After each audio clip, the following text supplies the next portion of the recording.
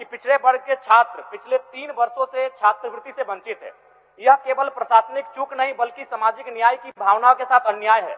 सभापति महोदय, बजट का बंटवारा जनसंख्या की वास्तविक हिस्सेदारी को ध्यान में रखकर किया जाना चाहिए, लेकिन यदि हम बजट के आंकड़ों को देखें तो पिछड़े वर्ग की हिस्सेदारी बेहद कम दिखाई देती है। महोदय, मान्यवर कांसीराम जी का प्रसिद्ध नारा था, जिसकी जितनी संख्या भारी उसकी उतनी हिस्सेदारी।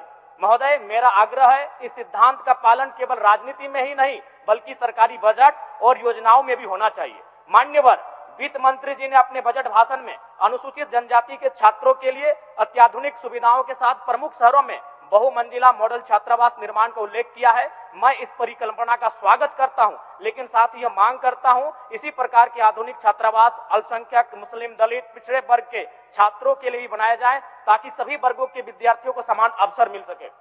मान्यवर, सरकार सरना और मसना स्थलों के विकास पर कार्य कर रही है, जो सराहनीय कदम है। इसी प्रकार सरकार अल्पसंख्यक समुदाय के कब्रगाहों की घेराबंदी और विकास का प्रयास कर रही है, यह भी स्वागत योग्य है। लेकिन मेरा आग्रह है शमशान घाटों के विकास और संरक्षण का भी स्पष्ट प्रावधान बजट में किया जाए ताकि सभी समुदाय की धार्मिक और सांस्कृतिक गरिमा की रक्षा हो सके। सभापति महोदय, यदि हम अल्पसंख्यक कल्याण विभाग की बात करें तो इसके अंतर्गत अल्पसंख्यक आयोग, झारखंड राज्य अल्पसंख्यक वित्त एवं विकास निगम, राज्य सुन्नी वक्फ बोर्ड, हज समिति और अल्पसंख्यक कल्याण निदेशालय जैसे महत्वपूर्ण संस्थान कार्य करते हैं। लेकिन आज स्थिति यह है, विभाग अक्सर कब्रगाह की घेराबंदी को ही अपनी बड़ी उपलब्धि बताता है, जबकि इन संस्थानों को मजबूत करने की दिशा में ठोस प्रयास की आवश्यकता है। महोदय, कई संस्थानों में निदेशक के पद खाली हैं, सीओ नहीं है और कहीं कर्मचारी नहीं है। यदि संस्थान ही कमजोर रहेंगे तो योजनाएं प्रभावी ढंग से लागू कैसे होंगी।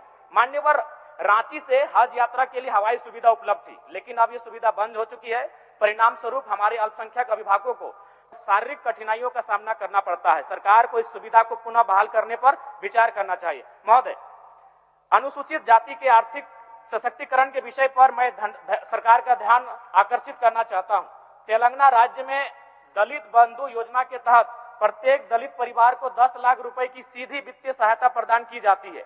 लाभार्थियों का चयन सामाजिक आर्थिक सर्वेक्षण के आधार पर किया जाता है, जिससे वास्तव में जरूरतमंद परिवारों को लाभ मिल सके। मेरा आग्रह है झारखंड सरकार भी दलित बंधु योजना के तर्ज पर एक सशक्त योजना प्रारंभ करे ताकि दलित समाज को आर्थिक, आत्मनिर्भर और सम्मानजनक जीवन का अवसर मिल सके। साथ ही अध्यक्ष महोदय, 30 सेकंड, मैया सम्मान योजना निसंदेह एक महत्वाकांक्षी योजना है, लेकिन मैं फिर कहूंगा कि इस योजना से हमारी बहनें, हमारी दीदियों के जो सपने और उड़ान और इच्छा है कहीं ना कहीं उन्हें सीमित किया जा रहा है। मैं चाहूंगा उनके सपनों को उड़ान दिया जाए, उनमें डेवलपमेंट का कौशल डेवलपमेंट कैसे हो, उन्हें रोजगार से कैसा जोड़ा जाए, उन्हें आत्मनिर्भर कैसे बनाया जाए, सरकार को बजट में इसका प्रावधान करना चाहिए। और साथ ही साथ मैं अंत में 15 सेकंड लूंगा।